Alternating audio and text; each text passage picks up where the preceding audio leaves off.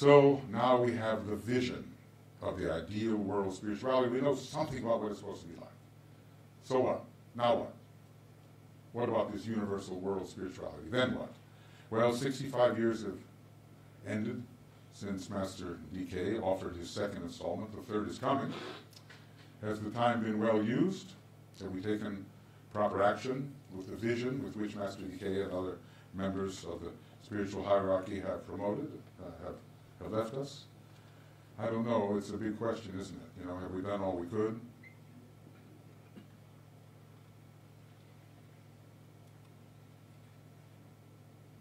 Let's speak about the relationship between our vision and what the soul of humanity must become and what it must do. The soul of humanity, the consciousness of humanity. Let's speak about that. Because the second part of our subject is the resurrection of the soul of humanity, and that means the consciousness of humanity. Well, why do we speak of resurrection? We're not really speaking in Christian terms, are we? It's much bigger than that, isn't it? We speak of resurrection in terms of consciousness of humanity. Only that which has been buried, suppressed, imprisoned, needs to be resurrected, to rise again. Only that which has been put down needs to come up. So, no matter how it happened, we have to admit it. The consciousness of humanity has, in general, become ensnared in the object. And this is materialism. We have an objectified consciousness. And even our reaching towards a more elevated or ideal state is so often conceived in terms of that which the lower senses reveal. Our consciousness is very materialistic. Of course, an enlightened spiritual materialism is on its way in the Aquarian age, but we have to disabuse ourselves of this kind of materialism which holds us to the world of the senses as if it revealed reality. It reveals symbols which can reveal reality, but it doesn't reveal reality itself. The vision, it's the vision of the ideal, which as disciples we are encouraged to cultivate, is a great motivating force, and this is true of all people. So the vision, or ideal that we hold, is based in no small measure upon our belief system. And people act in great measure according to what they believe. So, what do people believe? If they believe they live only once, they will act accordingly. If they believe that we are simply advanced animals and nothing more, they will act accordingly. And so it is imperative that a rightly orienting worldview, be put in place. And that is our task as educators in the world, and especially occult educators, those who embrace spiritual occultism. Where there is no vision, the people perish. We have heard that from the Bible. And the very withering of the law, which we now witness, and its accompanying degeneration of human values, is precisely occurring because we have lost a true vision of reality. Maybe in some lives we've had it, but if you look at humanity as a whole, this is the lost word. This is the lost vision. It is lost. So right now, the soul or consciousness of humanity as a whole, I'm not speaking of you because I know we are emerging, right? We are emerging slowly. The consciousness of humanity is buried in a great error. And it does not understand the nature of this error, and it does not understand that its conception of reality is severely wanting. Some few come closer. There are some few who live free of glamour, illusion, Maya, but billions are living in this suppressed consciousness, a soul buried, put down, immersed in error, and blinded by a blinding veil. Its own illusions. Largely connected with lower ego and egoism, and the illusion of separation. But we have the ageless wisdom. You must have some gratitude for that, right? Think of what the ageless wisdom is. And you have it. You have the beginning, the open door to that. Think of what your life would be like without the ageless wisdom. We have that. We have what we need. So we can help orchestrate this principle of return in which we are all now involved. This resurrection is really a principle of return. We have something called the law of monadic return. It's the story of the prodigal son. We're all on our way back. The principle of return. We are at the beginning of the resurrective process. And we are under the influence at this Aries time of the forces of restoration. Also a sign of resurrection, a major sign of resurrection. When you look at the seventh initiation, the initiation of resurrection, that's an Aries initiation.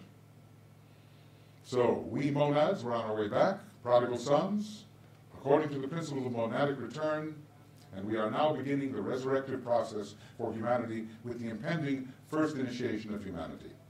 That's the beginning. One day we all turn, all repent, we all turn back and come to ourselves and say, you know, even a servant in my Father's house has more than I have in this dark and distant land. DK talks about the land of distances. Do you remember the quote?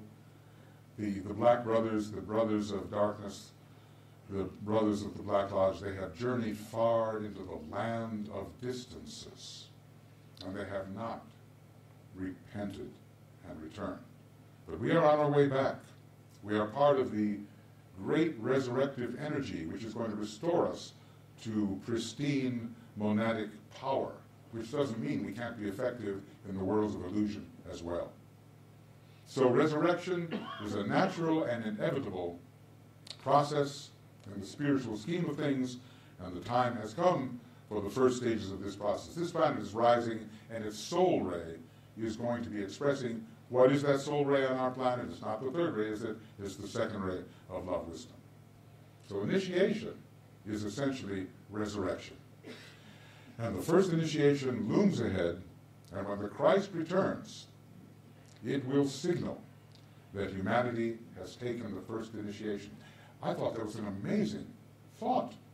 Not all of humanity, but enough to leaven the loaf, you know.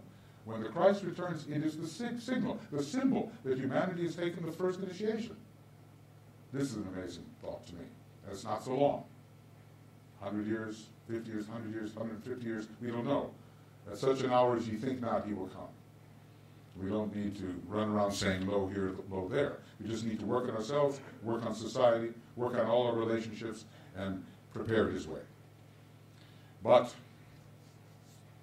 because humanity has so grievously erred, and those are the words of Master DK, has so grievously erred, there is a keen necessity now for the inauguration of the process of resurrection. I like being able to talk about it in the sign Aries, to remind humanity of what it really is, to restore it to its high prerogatives, which have been squandered in a foreign land. What a waste, what a waste. Squandering our divinity in a foreign land. Yes, we have to move through all that, of course, but we stay there too long, spending our essence where we do not need to spend. So resurrection is the triumphal aspect to the story of the prodigal son. Of course, in this context, we're not really speaking about the seventh initiation. That's coming. Great beings such as the Buddha and the Christ, they haven't even fully completed the seventh initiation. But we're talking about the elevation of human consciousness out of misidentification, into which it has descended, and in which it has been mired since the spiritual hierarchy withdrew at the end of the great Atlantean War millions of years ago. Maybe 4 million years ago, says Philip. That is the resurrection of human consciousness. Misidentification, we don't know who we are. That's the whole problem. We don't know who we are and what we are. That's the basis of everything. A motivating vision must be presented to humanity, a vision humanity will be inspired to pursue, and which it will deem as of the greatest value. There can be no commencement on the path of salvation until this vision is shared in principle by millions, and that's our educative task. Deep down, human beings are sick and tired of the obvious and of the possibilities which exist in strictly human life in terms of the lower senses. Fed up. Pluto's here. Pluto's now with us. Before the Christ comes, it's Pluto, it's Vulcan, and Pluto is all about being fed up. with the present and the past and wanting to move into the new. Aries, Pluto, Shambhala. The spirit longs for far more. In fact, the spirit longs for itself. That's what the spirit longs for. At the very least, another dimension has to be added. And fortunately, we are on the brink of the realization of the fifth kingdom of nature, that it is a reality. So, you know, people like ourselves, we can just feel these other dimensions that are emerging. And it's such a joy, it's such an exhilaration. You know, it's what you live for. And that enthusiasm, that fire of love and light and the will to good, that has to be communicated by us to others, but that's because we are that. If we just talk it, we're not that. So we have to find a way to be that. So there's a deep thirst for this kingdom, this fifth kingdom of nature, and any vision offered to humanity which does not offer a way into the fifth kingdom will fall short of innate human expectation at this time, driven by the impatient spirit, which always breaks down everything that is in the way of further return to itself. The spirit within humanity is driven by the intention of the planetary logos. The logos is pressing for more. The logos is having an initiation on our planet, a fourth initiation right on our planet. Deeper, higher, better. We are all part of this press forward, driving forward through space, progress onward. And ultimately, this cannot be resisted. You know, we can put up a fight, but we might as well get with it and willingly go with the great initiatory press forward on our planet now. And especially in the next 12 years, when we have to make it count, if bad things are not going to happen. All along the 7 ashramic lines, the work is proceeding, the work of resurrection. Resurrection understood in this way. All the ashrams are needed, and certainly each one of us has his or her role. We are part of a great struggle, which must occur before resurrection becomes possible, before the first initiation becomes possible. Vulcan and Pluto are doing their thing, and here's what he says. Don't you like Vulcan and Pluto? Aren't they pleasant planets, you know? At the first initiation, the disciple has to contend with the crystallizing and destroying forces of Vulcan and Pluto. The influence of Vulcan reaches to the very depths of his nature, whilst Pluto drags to the surface and destroys all that hinders in these lower reaches. Do you feel it going on in yourself? Can you see it going on in humanity? Is it not happening? Right before the first initiation, this drastic cleansing that we are going through. We are witnessing this. The reappearance of the Christ is imminent. It's a great spiritual fact, and in that fact lies the hope for humanity and our planet. And what's required? 3 simple things: sharing, peace, and cleanliness. Let's share. Enough? Let's have a measure of peace, and let's clean it up. You know, especially the church and churches and all the rest. He says the church has to clean house, but any system has to clean house. So the next 2,000 years will be spent in seeing to this resurrection, the Aquarian resurrection, rising into the cosmic ethers, rising into the Buddhic plane, the Atmic plane, the monadic plane, the logoric plane, where we can live, where we can breathe the air. We're down here suffocating. Who said it the other day? I don't know. Suffocation. It was about death by suffocation. One of the people in the right. Okay, we're not breathing air. The air is up on the Buddhic plane and the cosmic ethers. And until we rise there through Mercury, we're not going to truly live. And that's what Aquarius is going to take care of. Because Uranus rules those cosmic ethers, and Aquarius takes us there. So it's a restoration of the realization of what humanity really is in the higher sense. And examples will have to be set. What did DK gave us those 4 things? He says, inquire the way, obey the inner impulses of the soul, don't believe a thing that worldly wise people say, and finally he says, and set a good example. Need I say more about this? You know, that's the most practical thing in the world. And during the Aquarian age, we're going to have to set that example. Which is one of the reasons why spiritual hierarchy, which is the great example setter, has got to externalize and be right here on the ground to set the great example of what humanity can be. Visibly before the eyes of all who can see. Set the example. Every eye shall see him. Every eye shall see them. They come first, then he comes.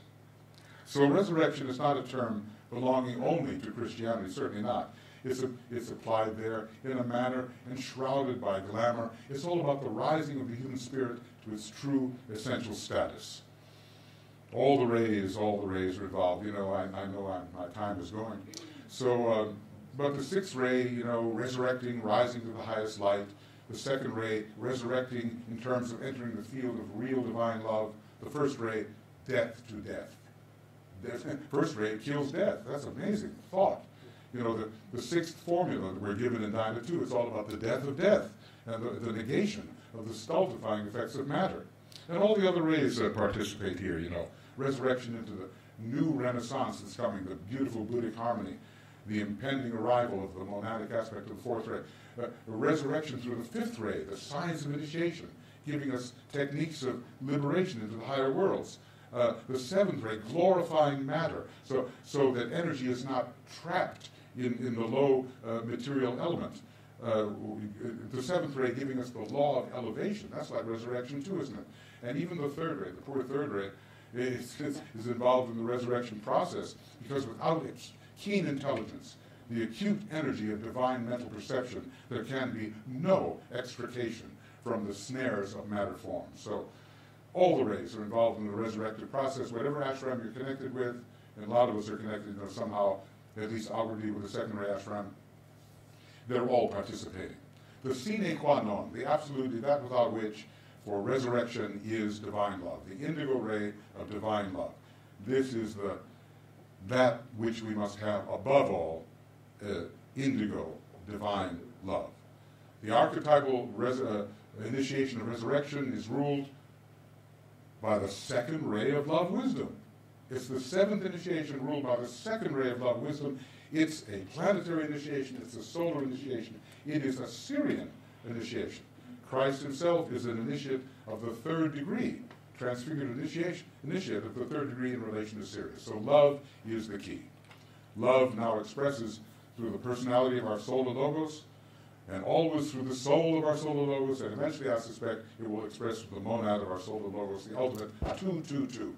That's what I think our solar logos is. It's a great heart center in a cosmic logos. Our local cosmic logos, a 222, even though there's a bit of a 4 there now, I think. So everyone dreams of a higher life. That higher life is possible. A realistic vision of the higher life is necessary to help people take the necessary steps for it, to motivate us. We're going to move according to the law of elevation, forward in groups, and eventually humanity will move forward with massed intent. We will move forward in great numbers, though not yet all, but many people will come into incarnation at different times. They can't all move now, but many will move forward according to the law of elevation, and the resurrected soul of humanity will help to make humanity and our planet a great station of light, is what Master DK promises. And the karmic legacy of the first major solar system will be redeemed, and we're redeeming it right here on our planet, here and now. All the trouble in that first solar system is focused right here on our Earth with a bit of Mars and Saturn too. We are redeeming, in a solar systemic sense, a problem that relates to our solar god. And the ancient deviation of the third ray from logoic intent will be realigned with that intent, and this is a great necessity. And at last, humanity will be able to move with the divine plan, which is not now sufficiently the case. And an altogether happier humanity will result, one that is filled with the livingness which is waiting to enter, with the promised abundant life of the age of Aquarius. This is coming. It is the destiny of our planet, but our planet cannot really get moving until humanity ceases to serve as a factor of retardation. You know, the DK once said, you know, if humanity doesn't do this, it will not survive, and it should not. And that's enough to send the hairs up your spine on edge, on edge. Okay, so summing up, and I know you'll be grateful for that.